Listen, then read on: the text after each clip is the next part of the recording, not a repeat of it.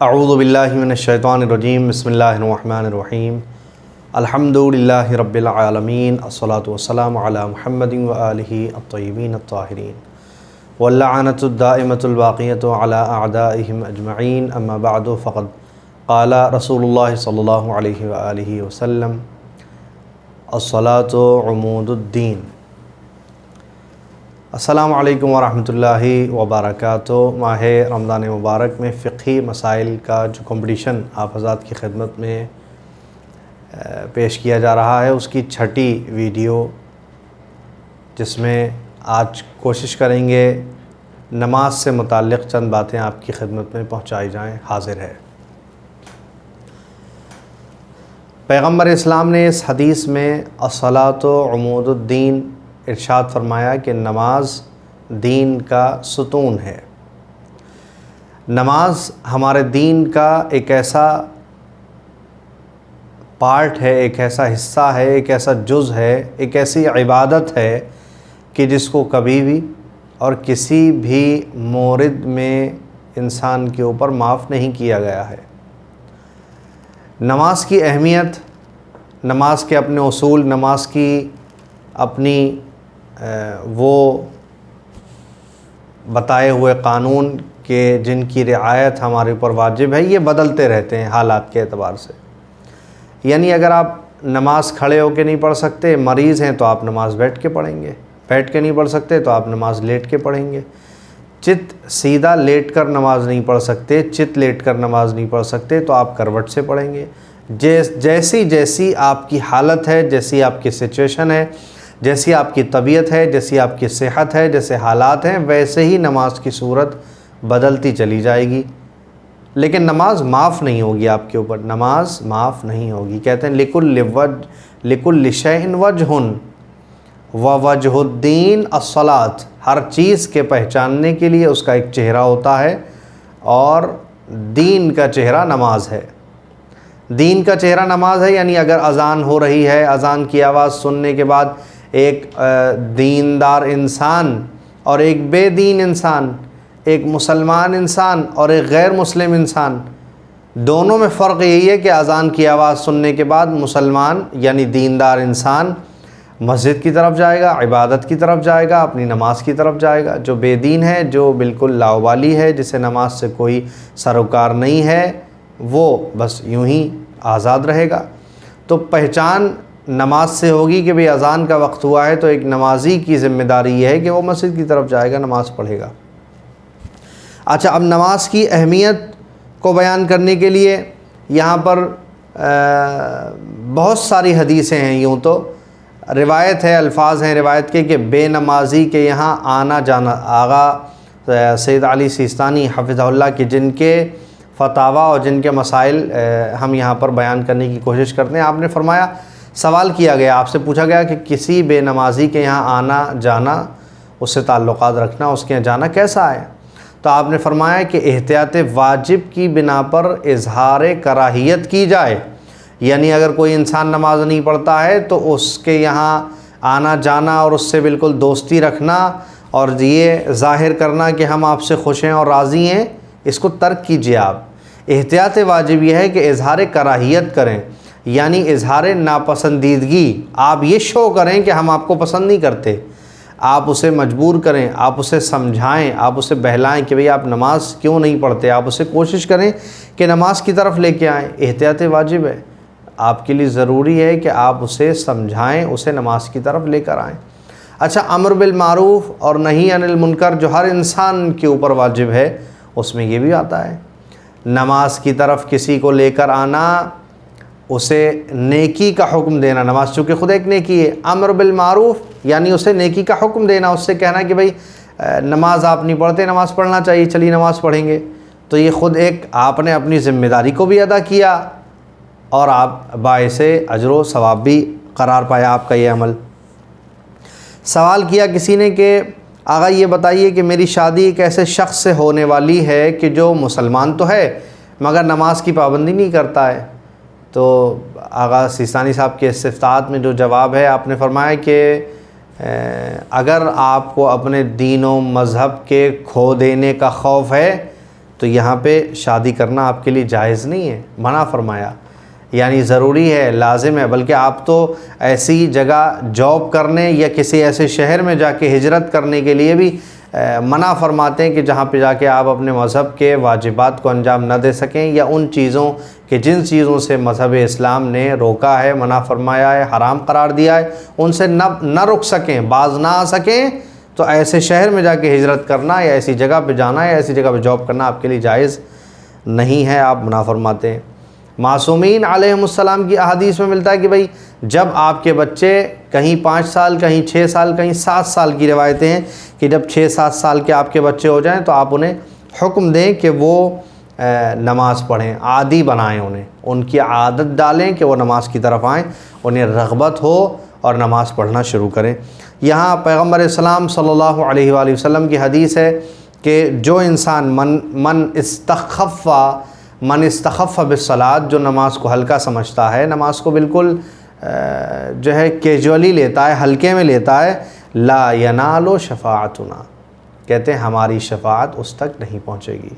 अब देखिए, आपको इतना तो कम से कम, हमें और आपको, हम सबको इतना तो यकीन है कि पैगम्बर इस्लाम ने फरमाया मन इस्तख़फ़्फ़ बिस्सलात, जो नमाज को हल्का समझता है, ला यनालो शफ़ाअतुना, उस तक हमारी शफ़ाअत नहीं पहुँचेगी। तो हमें पैगम्बर इस्लाम का ये कौल है, या आपकी हदीस है, या आपका फरमान है, किताबों में लिखा हुआ है, और मोतबर अहादीस में, मोतबर किताबों में ये रिवायत लिखी हुई है।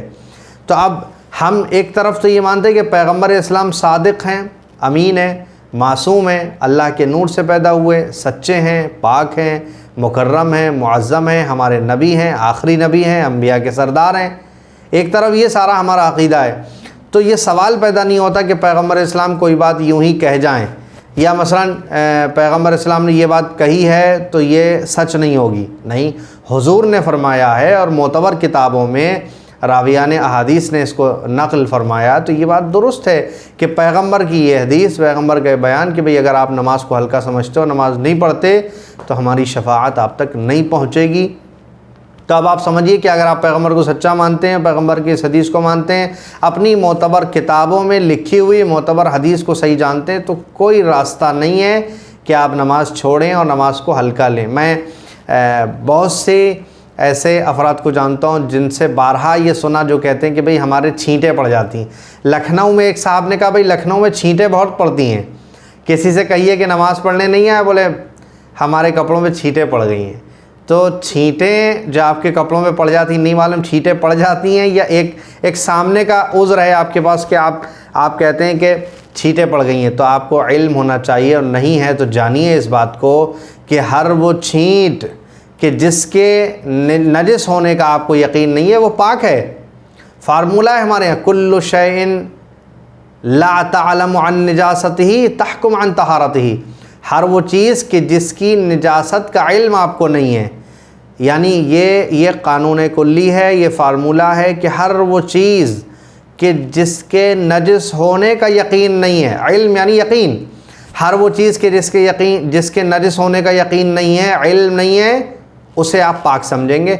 आप जा रहे हैं कहीं से, रास्ते से छींट आ गई, आपने देखा भाई छींट निजासत में से नहीं आई, ये छींट किसी कुत्ते के चलने से नहीं आई, ये छींट किसी गंदी नाली की नहीं है, ये छींट किसी निजासत की नहीं है, तो वो छींट जो है वो नजिस नहीं है। आपने देखा कि भाई किसी की छत पे कपड़े फैले हुए हैं, वहाँ से पानी टपक के आपके ऊपर गिर गया, लेकिन आपको इल्म नहीं है कि वो किसी के नजिस कपड़े हैं या किसी मिसाल के तौर पे पाक इंसान के नहीं है, कुछ इल्म नहीं, कोई नॉलेज नहीं है, आप उसे पाक समझेंगे। जहाँ जहाँ भी आपके घर में, आपके बाहर, आपके दोस्तों में, सड़क पे, गली में, कूचे में, जहाँ भी, जिस शहर में भी, अगर आपको निजासत का यकीन नहीं है, निजासत का इल्म नहीं है, तो आप उसे पाक समझेंगे, आप उसे नजिस नहीं समझेंगे। तो आप ये न कहिए दोस्तों से कि आपके पैर छींटे, हाँ अगर वाक़ई छींटें पड़ गई हैं, वाक़ई छींटें पड़ गई तो उसे बदलिए, इतना बड़ा मसला नहीं है। नमाज वो है कि जिसके लिए हदीस है कि मन तरका सलाता सलासता अय्यामिन मुतअम्मिदन, जिस इंसान ने 3 दिन की नमाज छोड़ दी जानबूझकर, बग़ैर किसी उज़्र के, बग़ैर किसी बहाने के, 3 दिन नमाज नहीं पढ़ी आपने, तो कहते हैं कि फ़ला युगस्सल वला युकफ़न वला युदफ़न फ़ी क़ुबूरिल मुस्लिमीन, तो उसे न गुस्ल दिया जाए, न कफ़न दिया जाए, न मुसलमानों के क़ब्रिस्तान में दफन होने के लिए जगह दी जाए। इतने सख्त अल्फाज हैं, कितनी शिद्दत के साथ बयान है नमाज के लिए कि आप नमाज को जानबूझकर किसी भी हालत में नहीं छोड़ सकते। हाँ, सुबह में आपकी आँख नहीं खुली, आप सो रहे थे, कोई बात नहीं, सो रहे थे चूँकि, वैसे तो ज़रूरी है, लाजिम है कि नमाज सुबह का एहतमाम रात में करें। यानी अगर आपको पता है कि आप रात को 2 बजे सोएंगे तो नमाज सुबह के लिए नहीं उठ पाएंगे, तो आपके लिए ज़रूरी है कि आप 10-11 बजे सो जाइए। आपको पता है कि बग़ैर अलार्म लगाए आप नहीं उठ सकेंगे, तो आप नमाज के लिए अलार्म लगाइए ताकि अलार्म बजे और सुबह की नमाज़ आप पढ़ लें। लेकिन आप टाइम से सो गए थे, आपने अलार्म लगा लिया था, उसके बावजूद भी आँख नहीं खुली, कोई बात नहीं है, नमाज क़ज़ा हो गई, आप क़ज़ा पढ़ लीजिए। इस्लाम ने कहा है कि क़ज़ा नमाज पढ़ लें, लेकिन नमाज किसी भी हालत में छोड़ी नहीं जा सकती, नमाज पढ़ना ज़रूरी है। हदीस ये है कि नमाज एक ऐसी इबादत है कि अगर नमाज कबूल तो सारे अमाल कबूल, नमाज कबूल नहीं है तो सारे अमाल काबिल कबूल नहीं है। अब ये देखिए, आप कबूल होना और कबूल ना होना, ये बहस उसी के लिए कर सकते हैं कि जिसने कम से कम नमाज़ पढ़ी है। जिसने नमाज़ पढ़ी ही नहीं है तो उसके लिए ये कैसे बात आएगी कि नमाज कबूल होगी? भाई पढ़ी ही नहीं है आपने।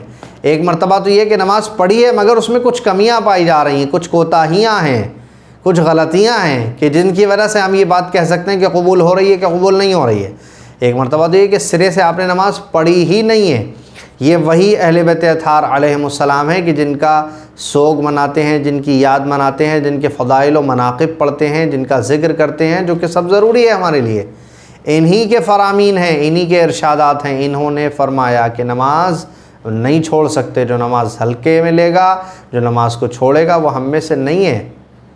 लिहाजा अगर हम इन सारी बातों को फॉलो करते हैं तो हम जो है वो पैगम्बर इस्लाम की उस हदीस पे भी नज़र करें जहाँ आपने फरमाया कि जो इंसान नमाज को अहमियत नहीं देता वो अज़ाब इलाही का मुस्तहक़ है। वो पैगम्बर की जिसकी ज़ुबान इतनी सच्ची है कि अगर पैगम्बर ने कोई बात कह दी है तो लोग, आपने मशहूर जुमला सुना है कि पहाड़ी के पीछे जाके अगर पैगम्बर ने कहा कि लश्कर है, लोगों ने कहा अगर हमें नज़र ना आया तो हम ये नहीं कहेंगे कि आपने झूठ बोला, हम ये कहेंगे हमारी आँखों का धोखा है, हमें दिखाई नहीं दिया।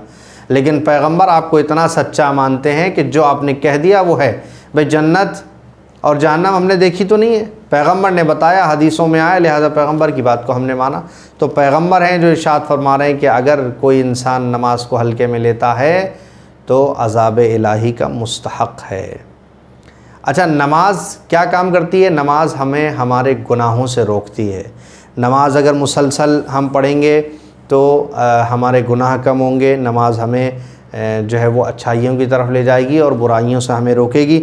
नमाज कबूल होने में जो गुनाह रुकावट बन जाते हैं, जो चीज़ें आती हैं, हमें उससे बचने की ज़रूरत है, उससे इस्तिग़फ़ार करने की ज़रूरत है। वो जैसे हसद है, किसी से हसद नहीं करना चाहिए, तकब्बुर नहीं करना चाहिए। तकब्बुर हमें जो है वो नमाज के कबूल होने से रोकता है हमारी नमाज। गीबत नहीं करना चाहिए, किसी का एक लुक़मा हराम नहीं खाना चाहिए। झूठ बोल के, धोखा दे के कोई कमाई करना वो आपके लिए जायज़ नहीं है।